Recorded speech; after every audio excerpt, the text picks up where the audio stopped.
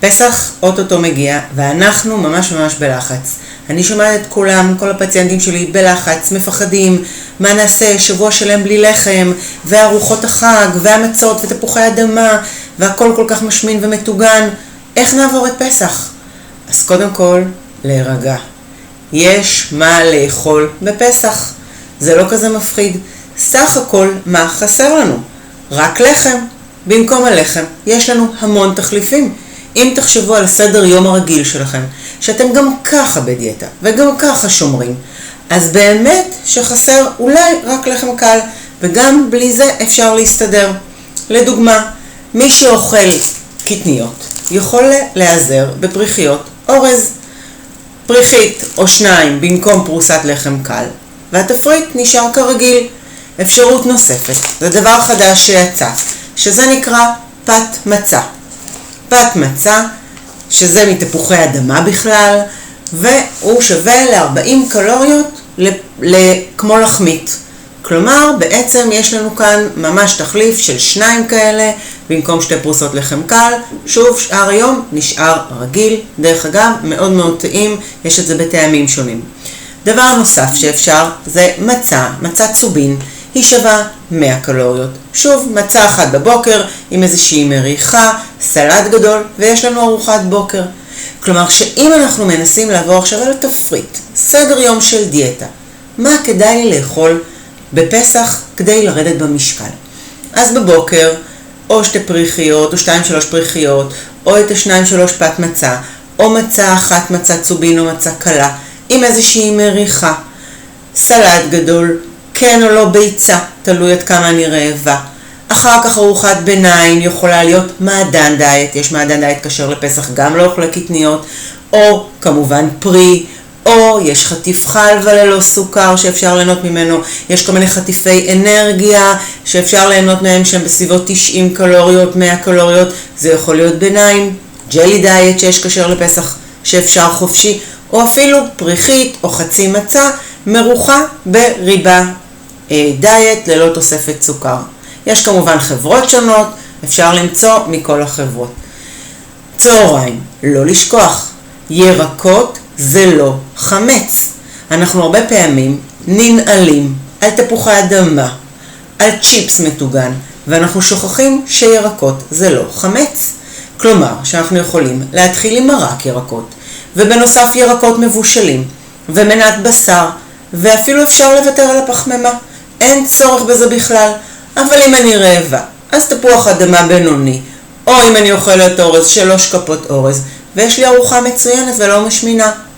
שוב אפשר אחר הצהריים איזה ביניים, ובערב אפשר לעשות מצה ברייט, ממצה קלה או מצה צובין עם ביצה, עם תרסיס שמן על המחבת, או אפילו נייר סופג עם קצת טיפה שמן, לטגן את זה, סלט גדול ליד, 2-3 כפות גבינה או מעדן דיאט, וליהנות ממצה ברייט גם בפסח.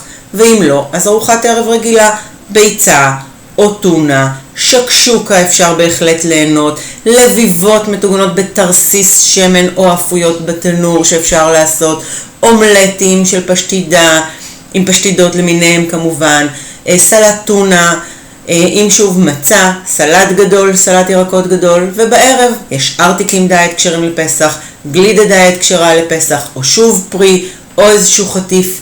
זאת אומרת, סך הכל, היום עצמו, הסדר יום עצמו, אין שום בעיה לשמור. רק מה אנחנו צריכים לזכור? את העבודה על הראש. לא לשכוח לתכנן. פסח הוא כל יום משהו אחר. יום אחד זה ליל הסדר, ולמחרת אנחנו מתארחים, ואחר כך אנחנו יוצאים לטיול, ולמחרת הולכים למסעדה, או להתארח אצל חברים שהזמינו אותנו לעל האש. צריך לקום בבוקר, להגיד מה קורה היום, איזה יום, איך אני מתארגנת עם סדר היום שלי. מה אני אוכלת בעל האש, מה אני אוכלת שבערב יש לי מסעדה, אז אני מחליפה בין הצהריים לערב. כשהזמינו אותי, אז אולי אני אביא איתי את הקינוח הדיאטטי, סלט פירות, ג'לים, תותים, או שלחילופין אביא איתי סלט ירקות גדול ומעניין או פשטידה, כדי שיהיה גם לי מה לאכול. אם אני יוצאת כל היום מחוץ לבית לטיול, אז אני לוקחת איתי את המעדן, את הגבינה, את הביצה, את הפריחיות. אפשר לעשות ומאוד מומלץ לעשות בפסח יום קיזוז שבנוי או על פריחיות אורז, ואז אפשר כל היום 3 אריזות כאלה של פריחיות אורז. באריזה הספציפית הזאת יש 26 קלוריות לפריחית ולכן 7 פריחיות. כלומר 3 כפול 7, 21 פריחיות ליום, עם איזושהי מריחה, עם ירקות חופשי. וזה אפילו יום קיזוז משביע מאוד, מתאים מאוד לטיולים. מאוד מומלץ לעשות אותו לפחות פעם או פעמיים בכל המועד, קצת לקזז את החג. ובטח ביום ראשון, מיד אחרי פסח, שהלחם קל עדיין לא יוצא, ועד שהוא יגיע, אז בינתיים יש לנו בארון פריחיות אורז שאנחנו יכולים ליהנות מהם. לא לשכוח, מאוד חשוב, פעילות גופנית. כל בוקר, גם אם בדרך כלל אנחנו עושים 3 פעמים בשבוע, הפעם כל בוקר נצא לפעילות גופנית, מכיוון שמאוד חשוב לנסות לקזז קצת את מה שעלה, ובחג יהיה קצת יותר אוכל, לכן כל יום פעילות גופנית. מים לא לשכוח, 2 כוסות לפני כל ארוחה, סך הכל לשתות הרבה מים גם כדי לעזור ליציאות יותר טובות כנגד המצות. אז השתייה מאוד מאוד עוזרת, 10-12 כוסות מים ביום, מאוד חשוב. והמסר הכי חשוב זה להרבות בירקות מכל הסוגים, מכל המינים, מרק, פשטידות, סלטי ירקות, ירקות מבושלים, מוקפצים, אנטיפסטי בתנור, סלטי ירקות שנשארים לאורך זמן. מתכונים לזה חילקתי לכם בקבוצות, קיבלתם תפריט שמתאים לפסח. לא לשכוח, מיד אחרי פסח אתם מגיעים אליי חזרה. גם אם עלינו, לא קרה כלום. כל החוכמה היא להרים את עצמנו מחדש, להגיע לקבוצה, להגיע להרזיה המועצת, וביחד נצליח לרדת מה שעלה ולהמשיך הלאה, כי הרי אנחנו בתהליך. תצטרפו לכל אותם אלה שכבר עזו אצלי 30, 35 ואפילו 80 קילו. אבל איך הם עשו את זה? על ידי זה שהם לא התייאשו, גם כשהם עלו. הגיעו, המשיכו, ניסו עוד, ירד הקילו שעלה, המשכנו הלאה. מי זוכר את זה בכלל?